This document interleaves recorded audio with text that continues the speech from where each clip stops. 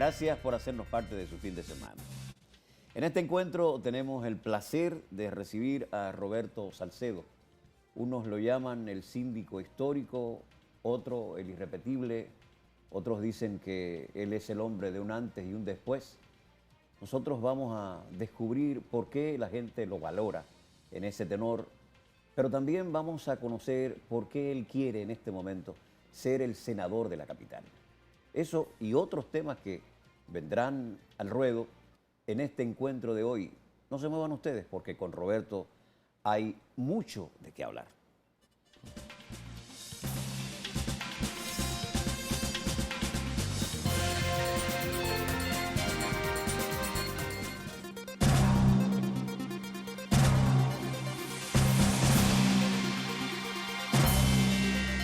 Roberto Salcedo, bienvenido.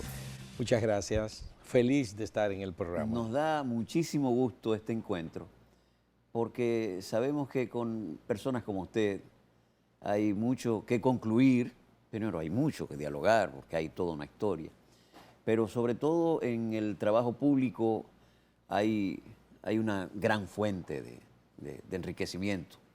Primero porque, como decía al principio, se convirtió en un síndico histórico, todavía no habían alcaldes, ¿no? Sí, sí. Y hay una valoración enorme porque los hechos están ahí, el trabajo está marcado, ¿no? Y entonces yo me pregunto, ¿por qué si fue tan bueno como síndico? ¿Por qué si le aportó tanto a la capital, al Distrito Nacional? ¿Por qué quiere ahora ser senador? Muchas gracias. Mire, hay una realidad. A mí me tocó el inmenso privilegio de ser el primer alcalde del Partido de la Liberación Dominicana en el Distrito Nacional. En el año 2002 ganamos por primera vez. Articulamos lo que para mí fue, digamos que la gran esencia de todo esto, que fue la articulación del plan estratégico de la ciudad de Santo Domingo. A veces cuando hablamos del plan estratégico de una ciudad, de un país o de una institución, muchas veces se queda en el marco de una mera reflexión, se toman algunos ejes. A veces todo teoría. Y sí, todo teoría, y un día se hace un acto de carácter protocolar y ya quedó ahí. Y se dice, hemos hecho, hemos logrado, hemos conseguido. Así es. Sin embargo, ese no fue el caso de la ciudad de Santo Domingo. Nosotros abrimos un escenario de reflexión con los sectores más diversos de la ciudad de Santo Domingo, y recuerdo que institucionalizamos los jueves del plan estratégico. Escuchamos a todo el que quería opinar con relación a la ciudad de Santo Domingo. Fue una gran experiencia porque nos dimos cuenta de las necesidades y urgencias que tenía la ciudad y de las grandes ideas que tenían muchos sectores que hacen vida en la ciudad, y que no podíamos nosotros asumir una agenda al margen de todas esas ideas y aspiraciones que tenían esos sectores. Entonces, fruto de ese nivel de concertación y de reflexión, logramos nosotros extraer unos ejes temáticos que lo convertimos posteriormente en políticas públicas para la ciudad de Santo Domingo. Le puedo citar un caso que fue un gran referente para nosotros. Las arterias comerciales de nuestra ciudad capital estaban infectadas por grandes letreros que muchos de ellos atravesaban la vía de un extremo a otro. Y esto lo vimos nosotros como un componente de alta peligrosidad para la ciudad y para los municipios. Y cuando hacíamos una retrospectiva de lo que había ocurrido en la ciudad de Santo Domingo frente a eventos como el ciclón David, recordamos que todos esos letreros y parte del arbolado de la ciudad se vino abajo, trajo consigo el cableado de tendido eléctrico y colapsó la ciudad de Santo Domingo. Bueno, fruto de esa experiencia, fruto de todas esas ideas que surgieron, entonces establecimos una política de descontaminación visual en la ciudad de Santo Domingo. Primero, liberar la ciudad visualmente de todos esos monstruos metálicos. establecer unos códigos y unos tamaños específicos y que fueran adosados a la pared. Recuerdo que cuando se hizo la primera notificación convidando al sector comercial y empresarial a que retirara esos letreros del espacio público y que lo adosaran a la pared, se estaban produciendo dos hechos importantes. Uno, el ayuntamiento estaba dejando de percibir recursos. Sí, porque había que pagar unos Porque arbitrios había al que pagar ayuntamiento. unos arbitrios y se pagaba por metraje de esos letreros. Pero la ciudad tenía que dar un primer paso y decir, no, es que no se trata de dinero, sino se trata de ir organizando un Sí, territorio. de seguridad y de ornato. Y de ornato. Porque aparte de eso, llegó un momento en que se veían feos los letreros. No, horrible en la ciudad. La ciudad desordenada. Sí. Entonces, recuerdo que dimos un plazo de 3 meses para que ellos retiraran los letreros. No se obtemperó al llamado porque se pensaba que esto era una decisión más que se tomaba No que era medalaganariamente o el antojo de alguien. Sí. Sin embargo, una vez cumplido, se hizo una nueva notificación dando 15 días de prórroga. Nadie obtemperó. Preparamos Fue todo. una resolución del ayuntamiento. Del Una ayuntamiento, resolución de la sala capitular, ¿no? porque ya emanaba del plan estratégico Ya, de desarrollo de la ya. ciudad. Entonces, preparamos toda una logística y recuerdo que ese día llegamos a la principal arteria comercial y tomamos la decisión con el más grande. Vamos a desmontarlo. Inmediatamente salieron todos. ¿Y qué está pasando aquí? No, ustedes tranquilos, no está pasando nada. Por casualidad recibieron alguna notificación hace unos 45 días, unos 3 meses para desmontar estos letreros y posteriormente recibieron un plazo adicional de 15 días. Sí. ¿Y por qué no lo habían hicieron? hecho? No, porque pensábamos, bueno, ustedes van a ver el ejemplo de cómo lo vamos a hacer. Y comenzamos a desmontar esos ¿Y fue letreros. personalmente usted? Sí, personalmente. Sí. Porque eran mis amigos además, Sí. y son mis amigos. Sí. Y ellos cuando vieron la realidad y cuando empezaron a ver cómo se veía su arteria comercial, comenzaron a hacer conciencia de que eso les convenía a ellos porque estaban descongestionando su arteria comercial, le estábamos desarrabalizando su arteria comercial y así comenzó eso a germinar. Luego se involucraron en la dinámica. No, y se involucraron otras ciudades. Y otras Yo ciudades. me acuerdo que participamos de una campaña en Santiago que decía limpiemos el corazón de la ciudad corazón Claro. a raíz de... Por supuesto. Llegó un momento, para no cansarle la historia, que esto germinó tanto en la conciencia del empresariado y del comerciante que la calle Moca y la 20, que también son dos arterias donde hay mucho comercio, tenían situaciones similares. Repuestos y cosas. Sí, de repuesto y eso. Fundamentalmente. Ya nosotros habíamos trabajado la avenida Duarte, la avenida Mella, la 27 de febrero, íbamos bajando. Un día yo cruzo y digo yo, todavía no hemos llegado acá. Cuando llegue a la oficina le voy a decir a los muchachos de Defensoría y Uso del Espacio Público que deben atencionar estas áreas. Bueno, para no cansarle la historia, al cabo de un mes yo vuelvo a pasar y no encontré un solo letrero. Y digo yo, pero... Sin que se usara la fuerza del ayuntamiento. Sin que Defensoría Sin fuera. que Defensoría fuera. Simple y sencillamente Defensoría solamente... motu propio de los de los empresariados. comerciantes. Defensoría llamó, le dijo, miren, ya hemos avanzado, ahora le corresponde a ustedes. Ellos mismos pusieron un plazo, nos díganle a las autoridades que en cuestión de 15 días esto estará totalmente limpio. Y así fue, cumplieron. Entonces, así se fue construyendo un alto nivel de confiabilidad en las autoridades de la ciudad. Luego nos tocó la primera campaña electoral. Sí. Es increíble el irrespeto al espacio público y al espacio privado que había en el Distrito Nacional. Los afiches estaban colgados del cableado de tendido eléctrico. Recuerdo que le notificamos a los partidos políticos que ya esa práctica Yo no me acordaba, pero es verdad que... del cableado de tendido eléctrico, Sí, sí. aquello era horrible. Hacían unas banderitas. Unas cambio de- banderitas, esto es Una terrible, cosa increíble. terrible.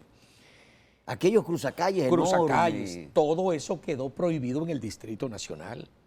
Pero llegó un momento que nadie se atrevía a colocar un afiche en un espacio.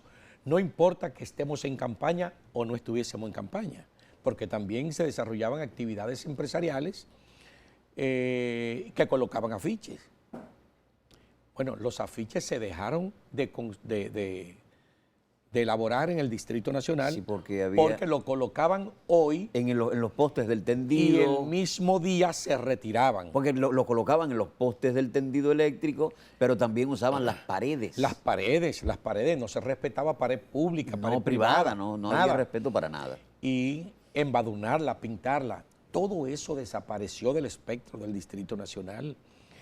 Y comenzamos entonces a construir ese nivel de confiabilidad en la gente. Por eso es el en antes las y el después que yo instituciones. hablaba al principio. Sí, porque obviamente hubo una decisión política muy rigurosa, muy firme, y la gente entendió que esto iba en serio. Hay algo que comenzó a preocuparme Mm. y que no recuerdo, no hago la memoria. Don Roberto Salcedo sale de la televisión a hacer una actividad política. Así es. Es un approach un tanto difícil de entender ese. Sí, sí. Porque hay algunos artistas de la televisión que lo intentaron, Sí. pero sobre la base de un trabajo de años. Mm. Sin embargo, Roberto Salcedo deja la televisión e inmediatamente aparece en un spot de publicidad diciendo que él va a ser el síndico de la capital.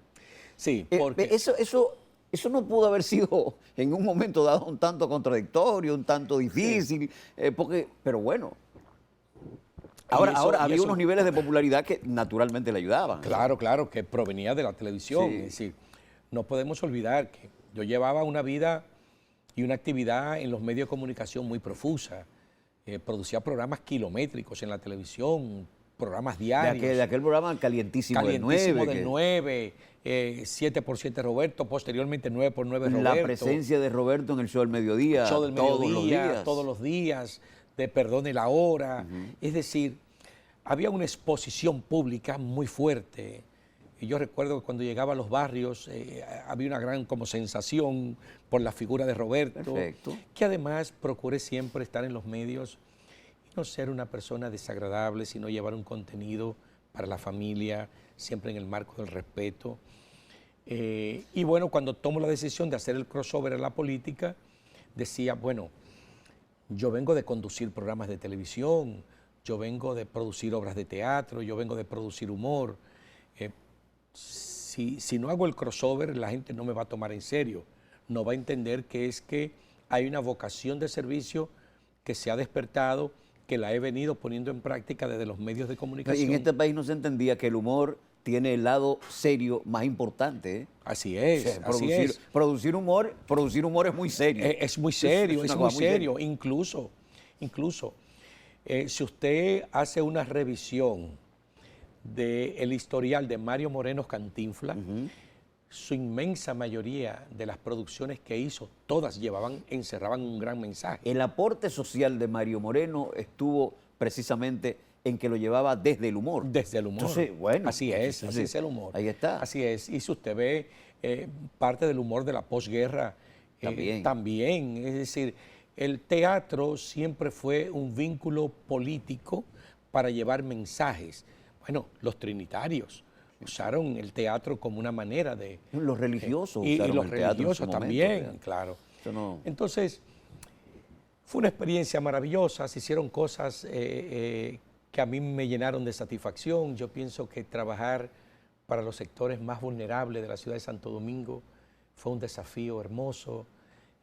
Construir espacio para que la gente fuera feliz, La recreación. para generar un espíritu y un ambiente de convivencia de los sectores sociales donde la clase se confundían, las clases sociales, como Brillante Navidad, que ahí veíamos desfilar nosotros a prominentes figuras de la sociedad que se confundían con familia de Cristo Rey, de la Sursa, de la Ciénaga, de Capotillo, Nunca tuvo de Gualey.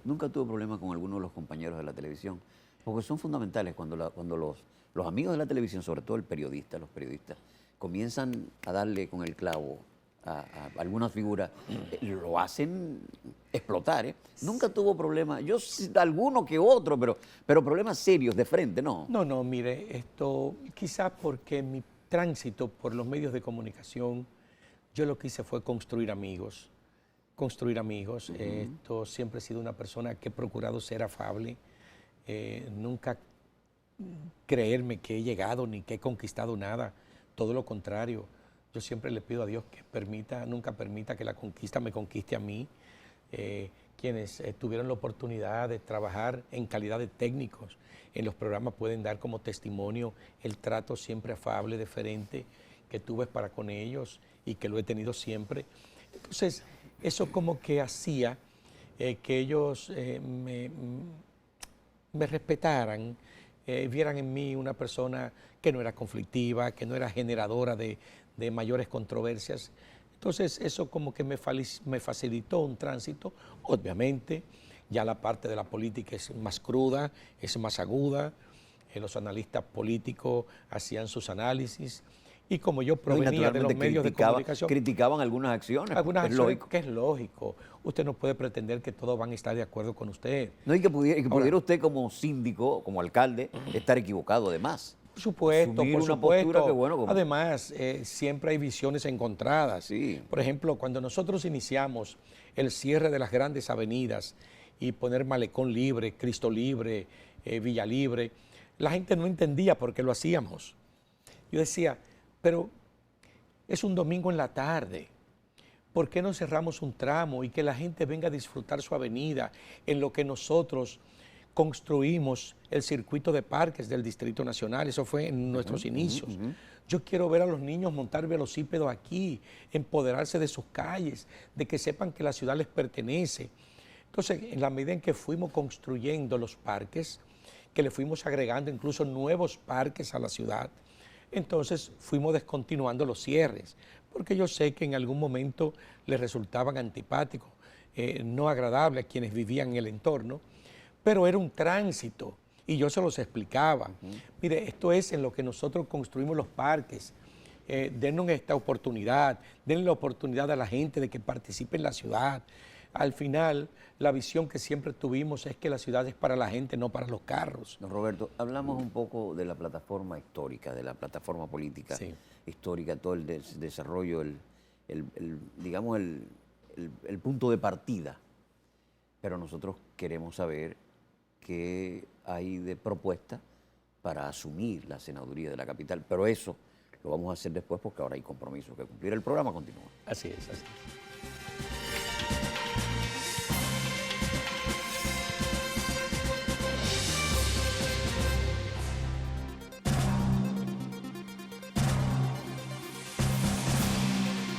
Gracias por permanecer con nosotros. En este encuentro tenemos la presencia de Roberto Salcedo.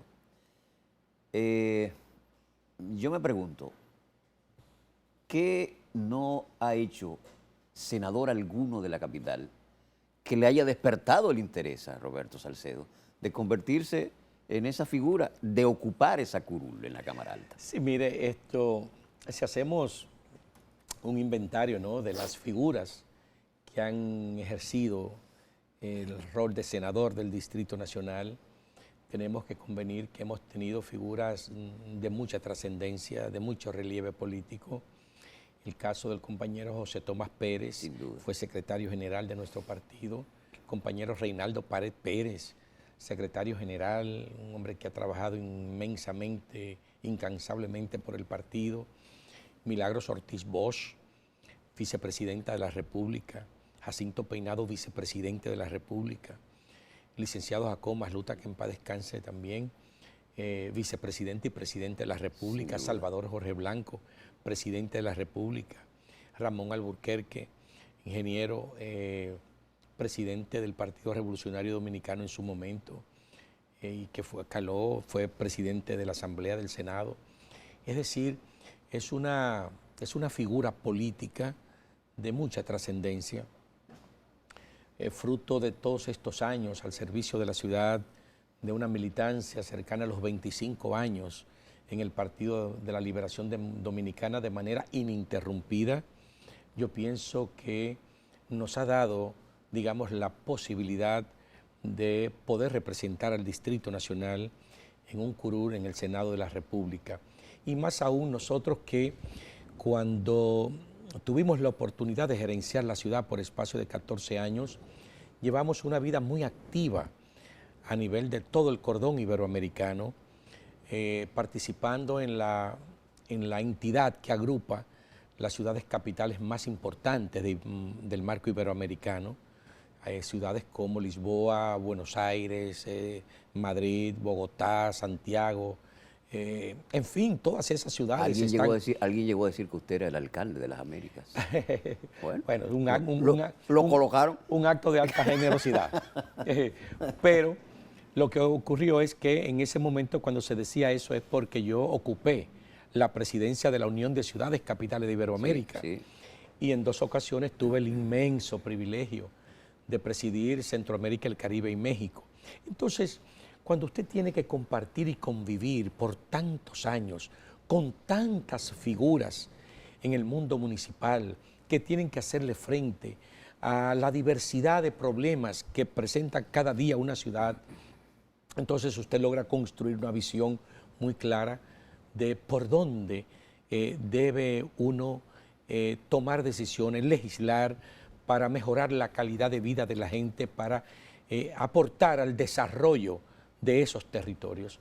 Entonces, fruto de todo esto y de todos estos años vividos, es que pienso que desde el Senado de la República nosotros podríamos hacer aportes que puedan ser significativos. Por ejemplo, hoy en día que estamos en una era de la tecnología, de la conectividad, por ejemplo, estamos proponiendo una ley spin-off, que es una ley que procura establecerle a las universidades públicas y privadas un marco legal que les permita a ellos, con el estudiantado, porque tienen ahí una población de talentos impresionantes que hoy están en el campo de la investigación científica, en el campo de las tecnologías, en el campo de la innovación, y jóvenes que tienen ideas sencillamente brillantes.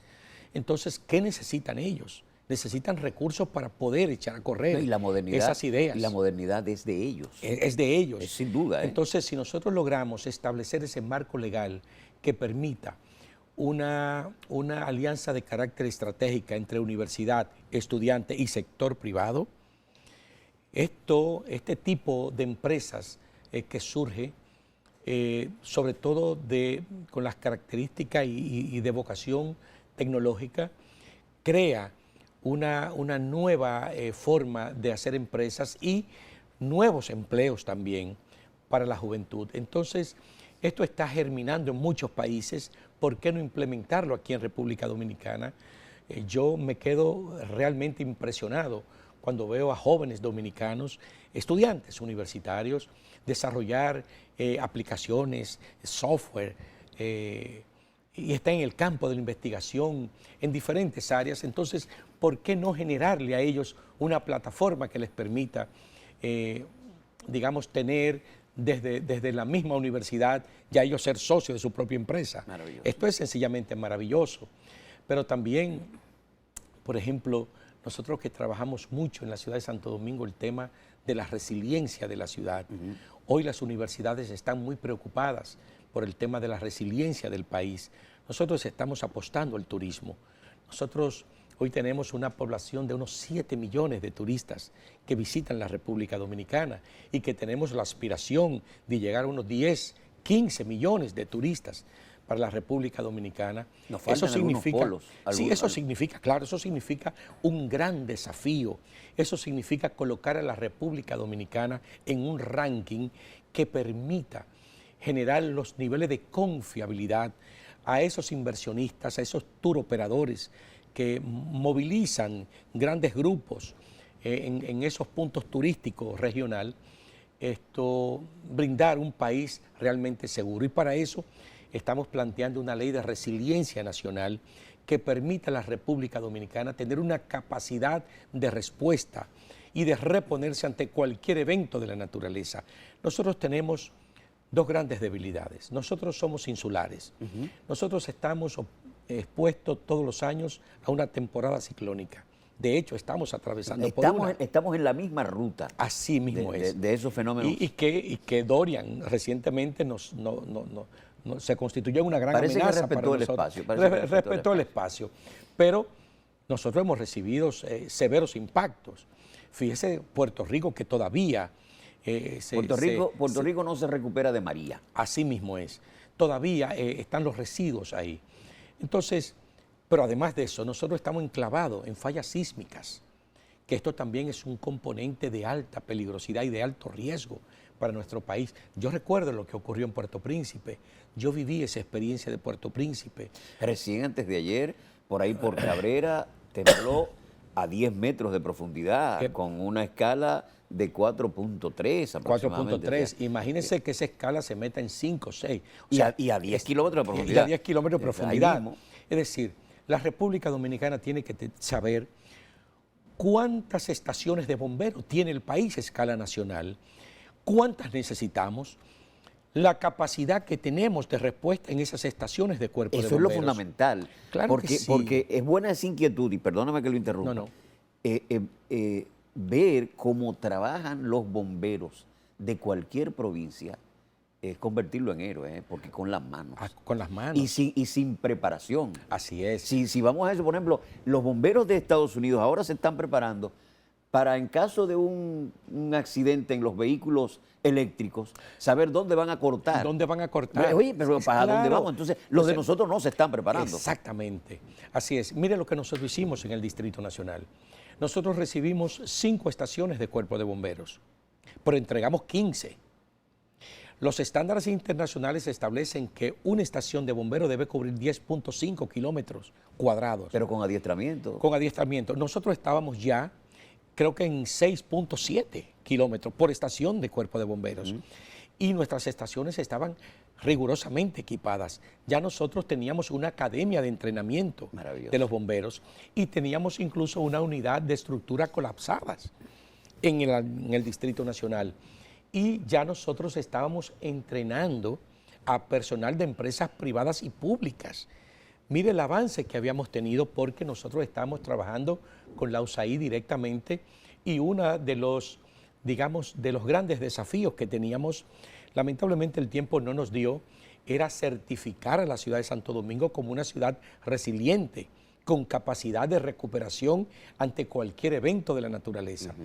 Incluso esa política de descontaminación visual está intrínsecamente vinculada. Estrechamente ligada. El tema del arbolado de la ciudad de Santo Domingo, que elaboramos una normativa de arbolado. Cambiar algunos árboles que habían enfermado y además con raíces invasivas que no debían estar en el espacio público porque representaban un componente de peligro para la ciudad. Bueno, pues esta ley de resiliencia nacional recoge en ciertos aspectos todos estos puntos que son importantes trabajarlos a escala nacional, de forma manera que en San Juan de la Maguana se sepa lo que se debe sembrar en el espacio urbano, árboles endémicos resistentes al paso de huracanes, pero lo propio se debe sembrar en la Romana. Póngamele la autopista que enlaza el Cibao con Santo Domingo, que hay una cantidad enorme de árboles que cruzan la vía y que se han convertido en un peligro porque no sabemos cuáles son los niveles de resistencia, cuál es la edad promedio del árbol que pudiera estar, que se está corroyendo las raíces y caerse en cualquier momento, como ocurrió en estos días, que murieron 2 médicos, prominentes muchachos jóvenes, que murieron precisamente por eso. Entonces, debe haber un plan de fiscalización, debe haber un plan. Así es. Ustedes desde el Senado son los llamados a buscarle solución. Efectivamente, mire hasta donde nosotros estábamos avanzando, que nosotros, hay árboles que si usted lo pone en una escala del 1 al 10, generan alergia, hasta están en el 9 y en el 10, pero muchas veces usted lo ve sembrado en el patio de una escuela o en un hospital. Es decir, usted tiene el foco de contaminación, de generación de alergia, usted lo tiene ahí. Entonces, hasta eso estábamos nosotros trabajando. Pero yo creo que ese debe ser el discurso del senador. Porque yo creo que yo pienso que la población se ha saturado de decir, yo como senador le voy a resolver tal problema, yo como senador voy a procurar que se resuelvan los servicios médicos, yo como senador, bueno, el Estado está ahí, que lo está resolviendo, ¿no? Claro. Entonces hay otras prioridades. Prioridades. Que, por ejemplo, esa, yo no sabía que usted contemplaba eso tan cerca, pero yo pienso que hay un plan. O sea, Sí. y lo hace distinto. Claro, Es una porque- oferta diferente. porque Y tiene acorde sen- con el tiempo, ¿no? Claro, porque tiene sentido. Es que nosotros tenemos que ir preparando. Mire, el tema del cambio climático, eso es una realidad en el planeta. Nosotros no podemos sustraernos a esas nuevas realidades. Fíjese cómo los patrones de lluvia han cambiado. sin duda alguna. Los patrones de nieve han cambiado. Es decir, hoy usted ve frío donde no había, usted ve nieve donde no había, usted ve grandes y prolongadas temporadas de lluvia donde ordinariamente no ocurría, O prolongadas temporadas de sequía, o prolongadísimas temporadas de sequía. como la que nos ha tocado vivir. Como la que nos ha tocado vivir y a otros países. Entonces, esos son de los desafíos que tiene el planeta hoy en día. Por ejemplo, yo no me canso de decirlo. Habitat, por ejemplo, dice en una de sus investigaciones que hacia el año 2030 el 85% de la población del planeta va a vivir en ciudades. Entonces nosotros tenemos grandes desafíos porque vamos a tener grandes centros urbanos altamente densificados. Entonces nosotros tenemos que diseñar políticas. Se le puede ir creando conciencia al nuevo rico de que pudiera ir haciendo hábitat fuera de la ciudad. Yo pienso que ya no. Mire, Porque la ciudad generalmente está habitada por la gente que necesita trabajar. Por ejemplo, si vemos como Sí. modelo Nueva York, Sí. en Nueva York el centro de la ciudad son apartamentos Sí. para la gente que tome un tren y que vaya y que tiene un trabajo cerca. Sí. La capital todavía no está diseñada para eso, ni las otras ciudades. Así es. Veo que Macorís, San Francisco de Macorís, está haciendo un intento. Porque si vemos, le damos la vuelta a San Francisco de Macorís, vamos a ver una enorme cantidad de edificaciones habitacionales en el mismo centro de la ciudad. Y veo que digo, bueno, pero hay un modelo. La capital sí tiene las grandes avenidas, la Churchill, la Lincoln, ahí está llena de apartamentos, pero hay zonas en el centro, zonas en el casco histórico, que no. No, pero a esto súmele un componente todavía mucho más complejo y mucho más preocupante. Y es que tenemos un Distrito Nacional confinado en 92 kilómetros cuadrados, Sí. sin posibilidad de crecimiento, solamente vertical. Entonces, la escala de la ciudad de Santo Domingo no permite una densificación como la que se está produciendo en la ciudad. Pero eso es grave.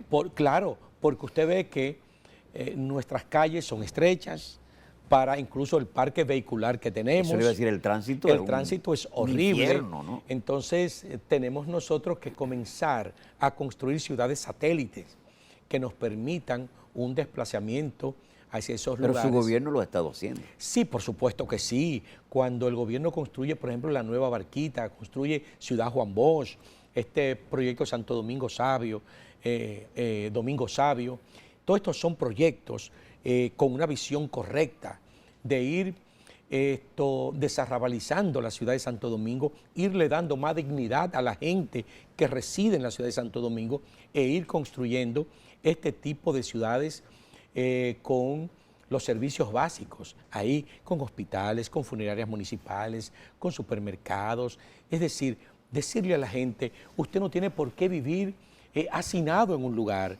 Si nosotros tenemos la capacidad, con una alianza estratégica con el sector privado, de ir generando estas nuevas ciudades satélites en torno a la ciudad de Santo Domingo. Es un Domingo. diálogo que edifica, pero el tiempo se nos está corriendo. Yo lo sé que sí. Porque cuando volvamos yo quiero que hablemos de cómo está el trabajo interno, cómo se han conquistado los votos para bien. el próximo 6 del mes que viene. Gracias. Entonces vamos a hablar. Así es. Ustedes no se muevan. Seguimos Así con es. Roberto Salcedo.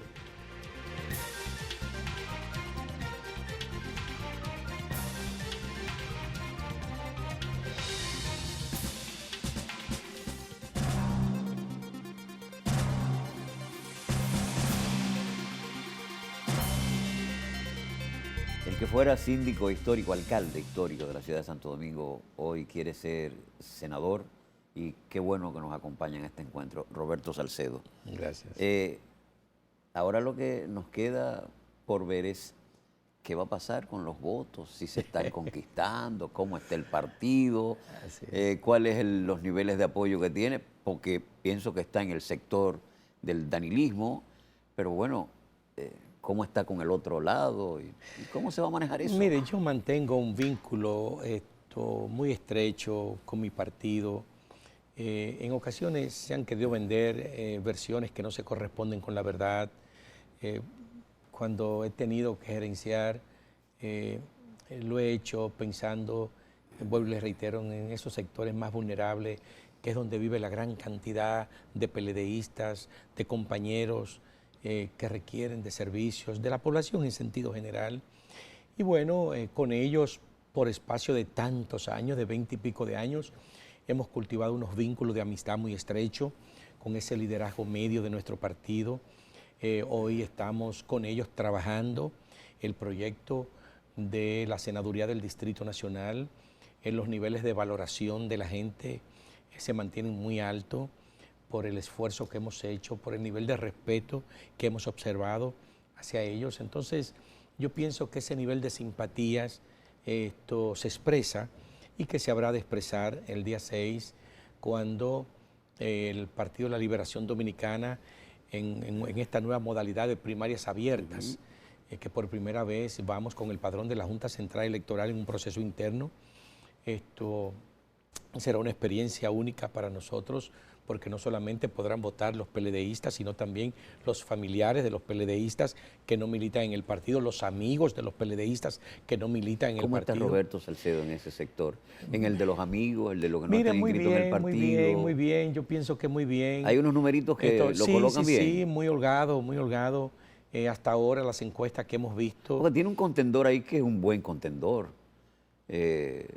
El amigo Guarocuya, sí, que también está rodando por el mismo propósito. No, Guarocuya Félix es un técnico y además un militante de nuestro partido, un hombre con unos méritos. Y es una persona con mucha amabilidad, mucho sentido del respeto. No, una persona, yo le digo a usted que el partido tiene un activo en el compañero Guarocuya Félix de incalculable valor, donde le ha tocado participar y prestar sus servicios.